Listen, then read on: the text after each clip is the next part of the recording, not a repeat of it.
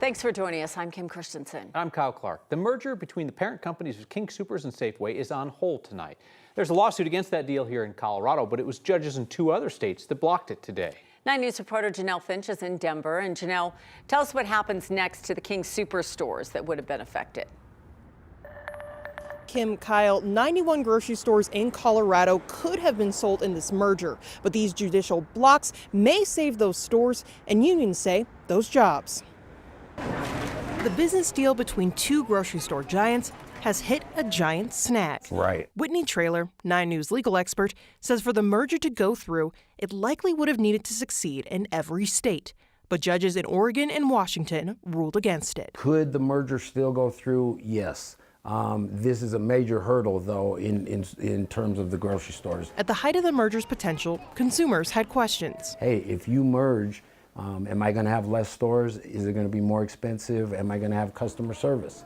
And, you know, the grocery stores are saying, yes, you will. The unions say, no, they wouldn't. This was only going to be good for shareholders, Wall Street, and corporate executives. Kim Cordova is the UFCW Local 7 union president, representing grocery store workers. This would have been disastrous for workers, for shoppers, for suppliers, for our communities.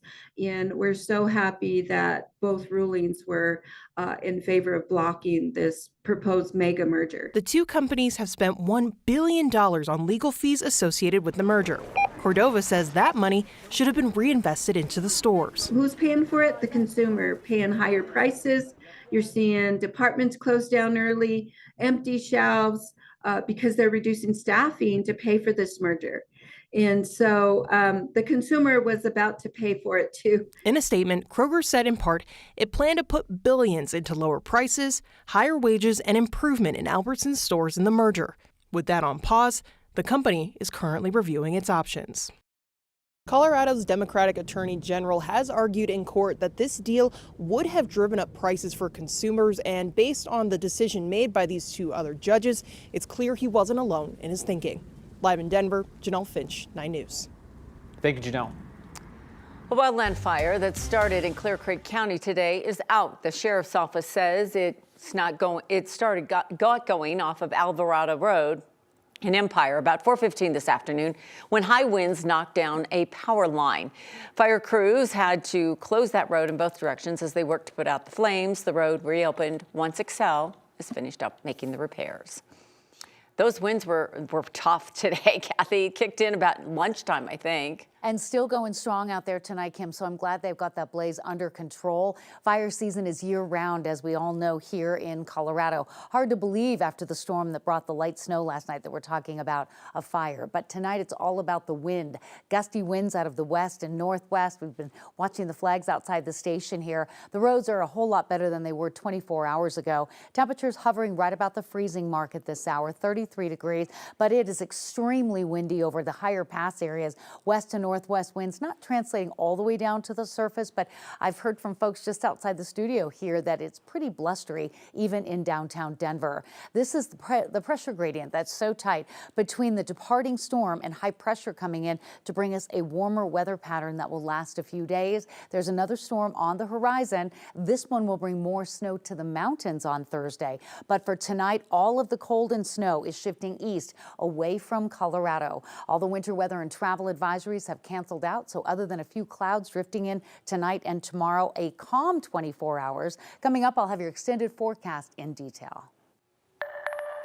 Tonight, the Douglas County School Board will decide if high schoolers can take an AP African American Studies course. 9 News reporter Rachel Krause is at tonight's board meeting. Rachel, the vote was delayed due to pushback from parents.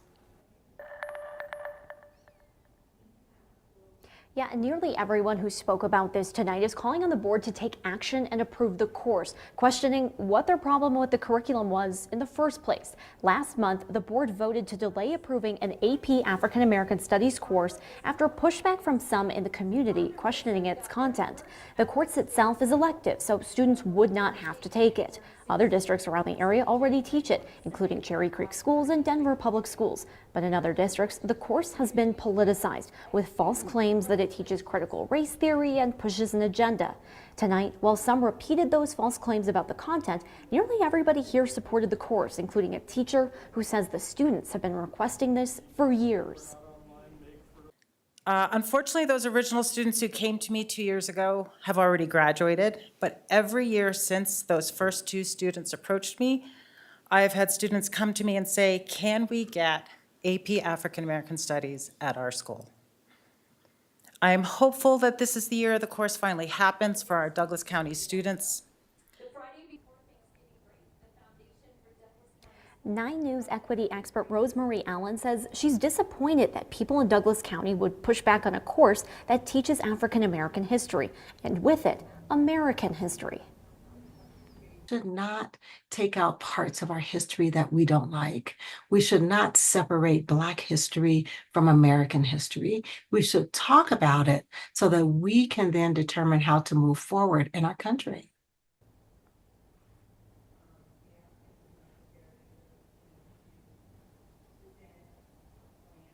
That board meeting is still underway. We'll bring you the details as soon as the board votes. Reporting live in Castle Rock, Rachel Krause, 9 News. Okay, thanks, Rachel. Hopefully we'll get more at 10 o'clock. The final congressional report is out on the 2 assassination attempts against President-elect Donald Trump. And it says the first attempt at Trump's campaign rally in Butler, Pennsylvania in July was, quote, preventable and should not have happened. The bipartisan House committee identified failures in preparation, security, and communication. The committee praised the Secret Service for their actions during the second assassination attempt at Trump's golf club in West Palm Beach in September. That report goes on to recommend intensive training for agents and ways to streamline communication. Commerce City police are asking for help finding the suspects who robbed a deaf man at gunpoint. The man told officers he was heading home Sunday night after he withdrew cash from an ATM along East 64th Avenue. He says a car cut him off near Highway 85 at Highway 2, and then 3 men got out of the car and forced him out at gunpoint. Police say that one of the men then stole the cash he had withdrawn before they took off. If you know anything about what happened, call Commerce City Police. 2 boys are facing charges, including attempted murder, for a shooting in Fort Collins back in October. Police say a woman ran out of her home to stop them from breaking into her SUV, and one of them shot her. She told 9 News she was fed up because it was the 4th time her SUV was broken into this year. Both the boys who were arrested are under the age of 18. They are not being publicly identified because of their age. Boulder police say what got college students sick at a frat party recently wasn't fentanyl in cocaine, just a whole lot of booze.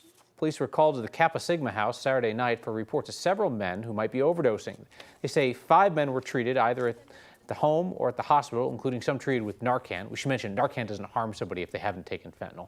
At the time, police thought the students might have taken tainted drugs. Now they believe it's because they drank what police are calling an extreme amount of alcohol, along with taking drugs. Detectives found cocaine there at the home. They're now testing it.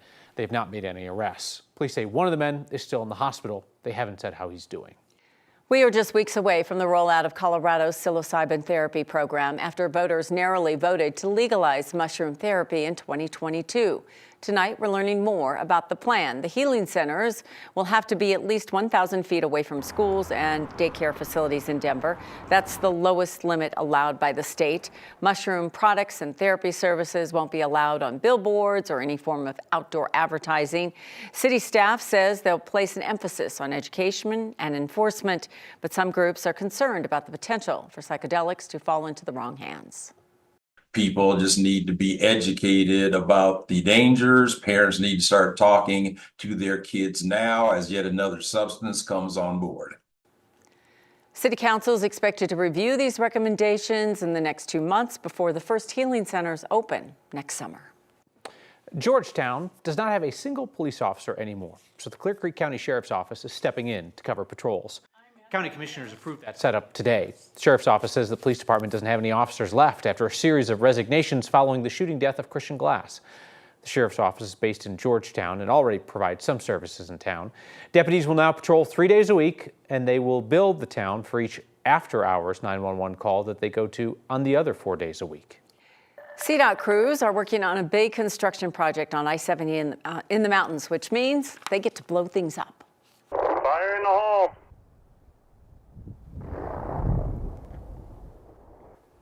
pretty cool to watch. Yeah, Fire in the hole. Explosions, yeah. CDOT invited us to their rock blasting operation near Idaho Springs today. It's for the I-70 Floyd Hill project. That will add a third westbound lane west of Homestead Road through the Veterans Memorial tunnels that will be tolled full time. It will also rebuild old bridges and add other improvements. The rock blasting requires CDOT to halt traffic. We're trying to close traffic as little as possible. We have to close traffic when we're blasting just from the experience that's happening. We don't need people driving by getting startled when an explosion goes off to the left of their car. And the looky-loos, you know. Construction started in July of last year. By the time it's finished in late 2028, CDOT says more than 200 blasts, just like today's, will take place.